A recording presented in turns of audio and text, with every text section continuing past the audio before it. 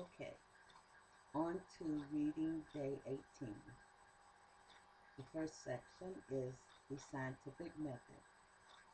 If we observe any scientific discovery, we shall see that this is the way it works.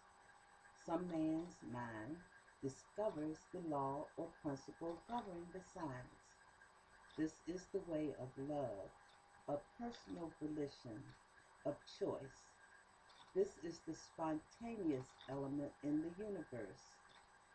Following this knowledge of the way the principle works, having discovered the operation of the law, the spontaneous element now rests its case on immutable reactions inherent in the law.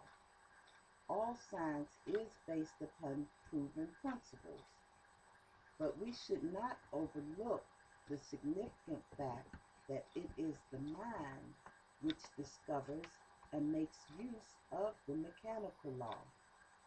Is not this mind the spirit in us? We can never completely fathom the infinite mind. We shall always be discovering new lands. Consequently, evolution is an eternal unfoldment of the more yet to be. Since it is the mind which must first come to see, know, and understand, and since all future possibility for the race must first find an avenue of outlet through someone's mind, we shall do well to look to the mind for the answer to all our problems. Undoubtedly, we are surrounded by and immersed in a perfect life, a complete, normal, happy, sane, harmonious, and peaceful existence. But only as much of this life as we embody will really become ours to use. As much of this life as we understand and embody will react as immutable law. The reaction of the mechanical to the volitional. Volitional. The concept is wonderful and fraught with tremendous significance. In it is bound up our hopes and fears, our expectations, and our future and present realizations.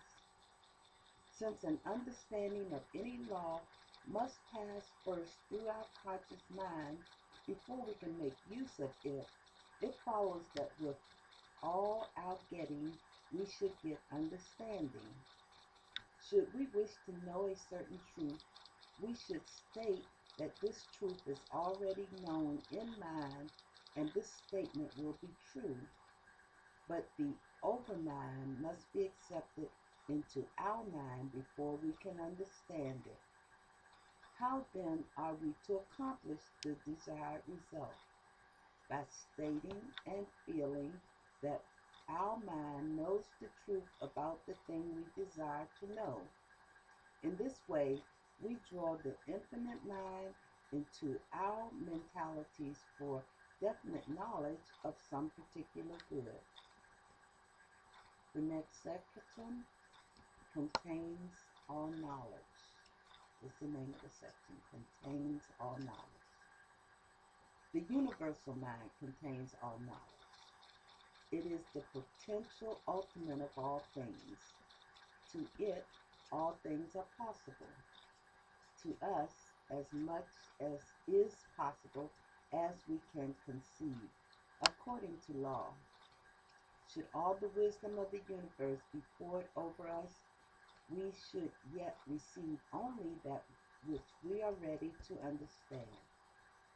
This is why some draw one type of knowledge and some another, and all from the same source, the source of all knowledge. The scientist discovers the principles of his science. The artist embodies the spirit of his art. The saint draws Christ into his being, all because they have courted the particular presence of some definite concept. Each state of consciousness taps the same source but has a different receptivity. Each receives what he asks for according to his ability to embody. The universe is infinite. The possibility of differentiating is limitless. Life always becomes to us the particular thing we need when we believe that it becomes to us that particular thing. The understanding of this is the essence of simplicity. As all numbers proceed from the fundamental unit, as all material forms are but different manifestations of one formless stuff, so all things proceed from that which is neither person, place, nor thing, but is of the essence of all things.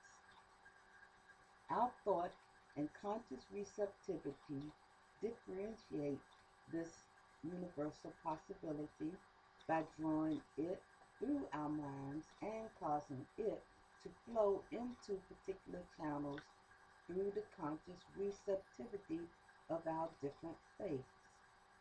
One state of consciousness will differentiate one kind of a result, another mental state, a different manifestation.